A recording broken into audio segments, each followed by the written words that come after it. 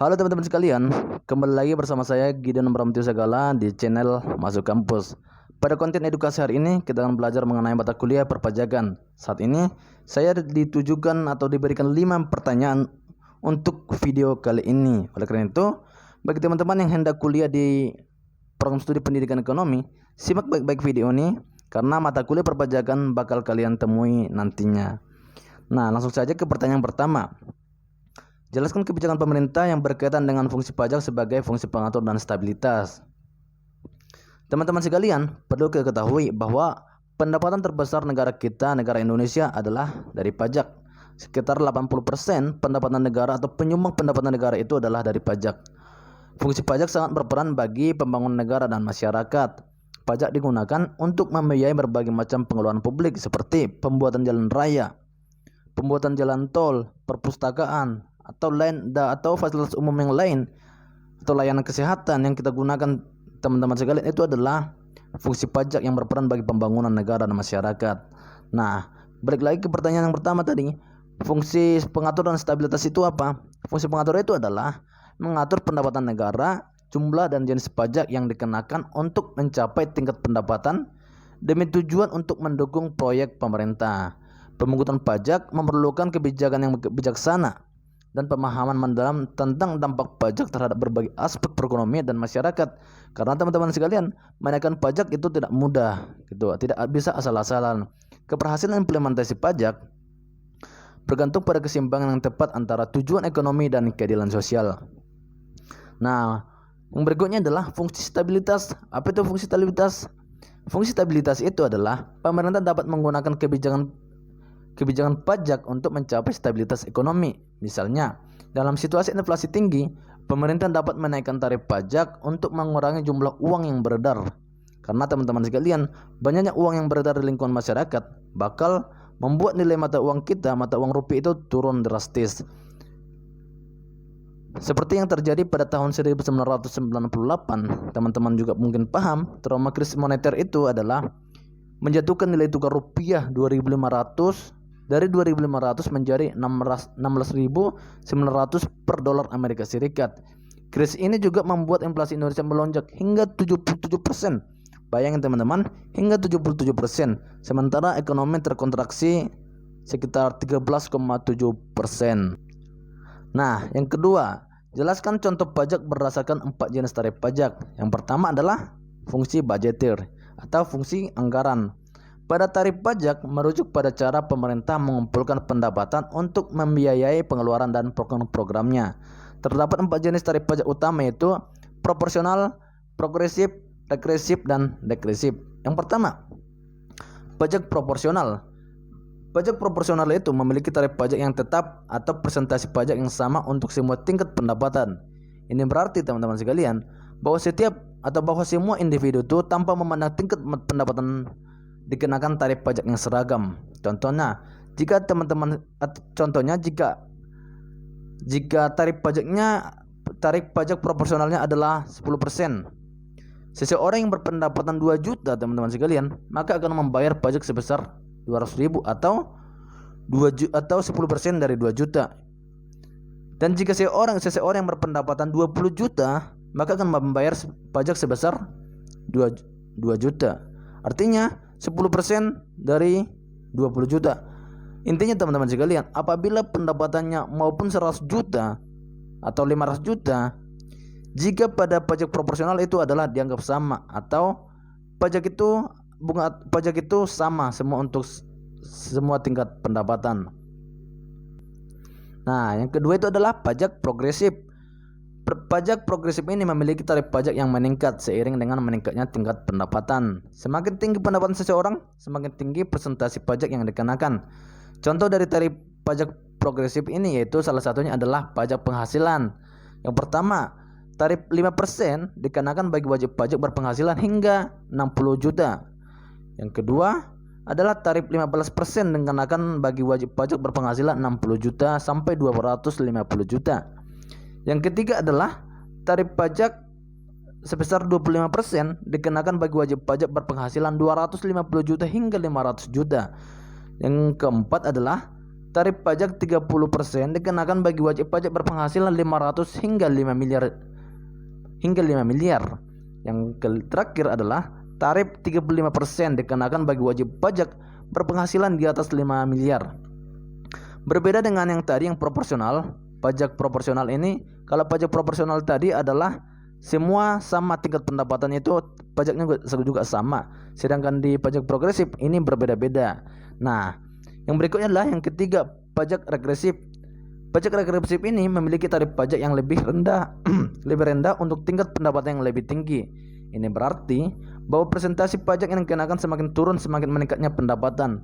Bisa dibayangkan teman-teman, apabila pendapatan teman-teman sekalian mencapai angka yang fantastis, pajaknya akan semakin turun di pajak regresif. Semisalnya tarif pajak regresif itu sebesar 15% untuk pendapatan 3 juta ke bawah dan 10% bagi pendapatan 5 juta ke atas, maka pendapatan yang lebih kecil akan membayar relatif lebih mahal. Nah, untuk yang terakhir adalah tarif pajak degresif. Tadi kita sudah membahas yang proporsionalitas, baru progresif, regresif, hingga yang terakhir adalah tarif pajak degresif. Nah, pada pajak degresif ini terjadi ketika presentasi pajak turun ketika pendapatan meningkat, tetapi kemudian kembali naik pada tingkat pendapatan yang lebih tinggi. Apa maksudnya? Ini saya berikan contoh teman-teman sekalian. Jika tarif pajak degresif sebesar 15% untuk individu yang berpendapatan 5 juta, maka akan turun menjadi 10% untuk pendapatan 5 juta hingga 10 juta rupiah, dan akan naik kembali menjadi 12% ketika pendapatan di atas 10%. Nah, bisa disimak penjelasan yang saya sampaikan tadi. Tarif pajak degresif ini bisa terjadi ketika presentasi pajak turun ketika pendapatan meningkat, tetapi kemudian kembali naik pada tingkat pendapatan yang lebih tinggi. Gitu teman-teman sekalian. Nah, itu adalah mengenai pembahasan pada soal yang kedua tadi, pada contoh pajak berdasarkan 4 jenis tarif pajak. Oke, yang berikutnya adalah tadi kita sudah membahas mengenai fungsi budgetir atau fungsi anggaran. Yang kedua adalah fungsi pengatur.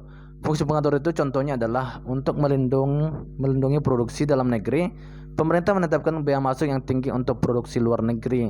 Artinya barang-barang yang masuk dari luar negeri ke Indonesia itu dikenakan pajak yang besar agar produksi dalam negeri itu tidak kalah saing atau tidak rugi yang sangat-sangat besar gitu.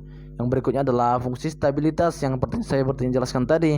Dalam situasi inflasi, pemerintah dapat menaikkan tarif pajak untuk mengurangi jumlah uang beredar di masyarakat gitu.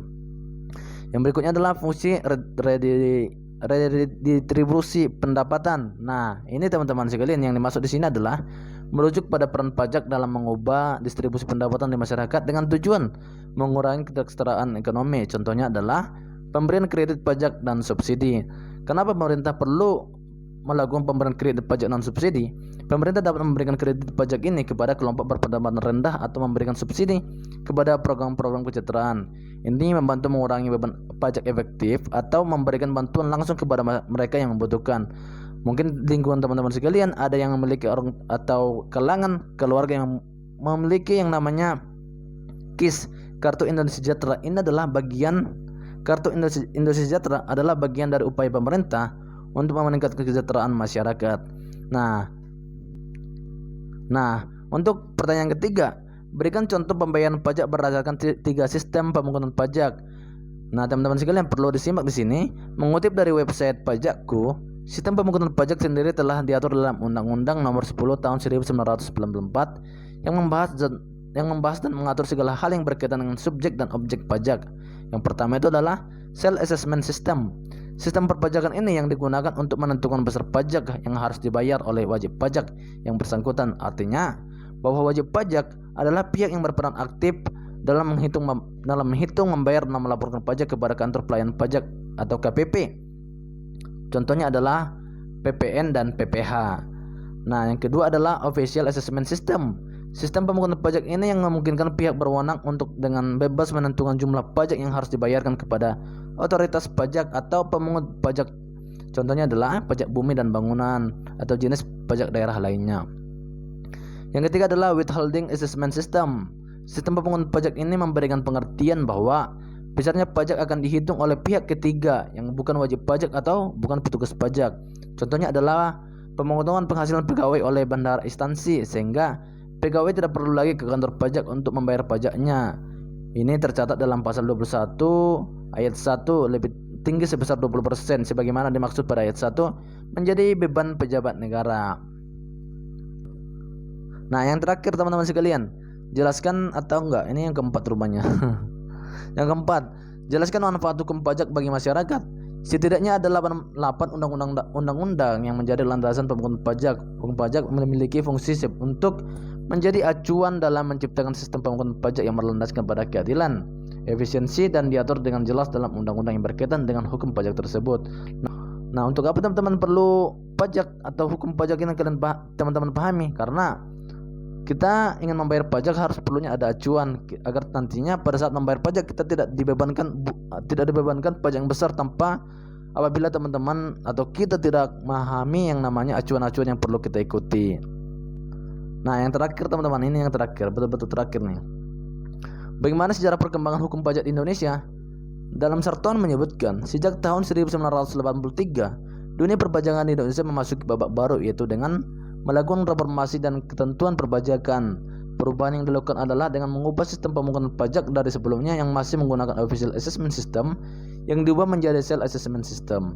Dalam sistem pemungutan pajak yang baru ini, masyarakat dan wajib pajak yang berperan utama dalam melakukan proses memperhitungkan, menyetor, dan melapor kewajiban pajaknya sendiri. Setelah itu, dimulai perubahan Undang-Undang Nomor 9 Tahun 1994 tentang perubahan atas Undang-Undang Nomor 6 Tahun 1983 tentang ketentuan umum dan tata cara perpajakan. Dalam undang-undang ini tidak banyak mengalami perubahan yang signifikan. Fokus perubahan lebih pada upaya meningkatkan kepastian hukum dengan cara mengangkat peraturan pelaksananya umumnya dalam bentuk keputusan Menteri Keuangan atau surat edaran Dirjen Pajak menjadi materi undang-undang. Perubahan lain menyangkut harmonisasi pasal-pasal dalam undang-undang perpajakan. Perubahannya sangat substansial, menyangkut sistem dan prosedur. Penataan kembali hak dan kewajiban pajak atau WP, wajib pajak adalah WP, sanksi kepada fiskus atau hubungan antar pajak dan fiskus. Nah, itulah teman-teman sekalian untuk 5 pertanyaan. Nanti pertanyaan akan saya lampirkan di bawah. Saya minta teman-teman sekalian bisa mengerjakan dengan baik dan sama-sama kita belajar dan beredukasi. Sampai jumpa di konten selanjutnya. Salam hormat, sampai ketemu di lain waktu. Terima kasih.